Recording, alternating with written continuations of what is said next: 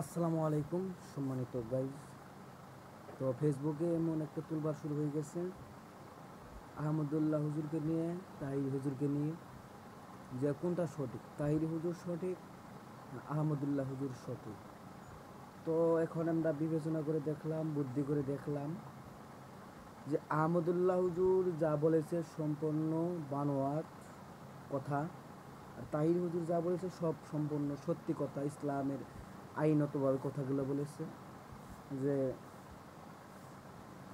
আহমদুল্লাহ শেখ বলেছে নবী নাকি 40 বছর বয়সে নবুয়ত পেয়েছে, তার আগে কি ধর্ম ছিল, কি ধর্ম পালন করছে। একথা ভুল। আল্লাহ পাক দুনিয়া সৃষ্টি করার আগে, মানুষ সৃষ্টি করার আগে আমার নবীকে সৃষ্টি করেছে। তখন আমার নবী নবী ছিল। আদম মাটিতে আসে নাই, জমিনে আসে নাই, তাও আমার নবী নবী ছিল। নবী শেষ নবী ভাই, শেষ নবী হয়েছে কখন?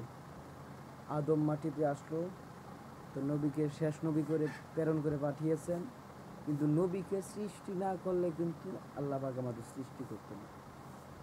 তো তাহির হুজুর তার বিপক্ষে গিয়েছে, তার কথা ধরেছে, আর তো কেউ ধরলো না, আর তো কোনো আলেম ধরলো না।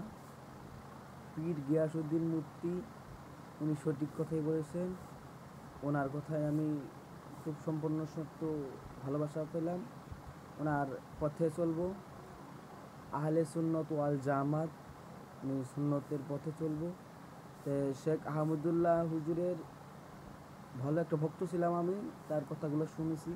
কিন্তু ইদানিং যে তিনি আমার রসুলকে নিয়ে যে কথাগুলো বলছে সব বানোয়াট, সে এগুলা ঠিক বলেনি। সে আসুক, এখনও সুযোগ আছে, সে এসে মিডিয়ার সামনে এসে সে সবার কাছে মাফ চাক, আল্লাহর কাছে মাফ চাক। আল্লাহ হয়তো মাফ করে দিতে পারে, তওবা করে মাফ করে দিতে পারে। তো তাহির হুজুর যদি আমার কথা শুনে থাকেন, আপনি আমাদের জন্য দোয়া করবেন। ধন্যবাদ।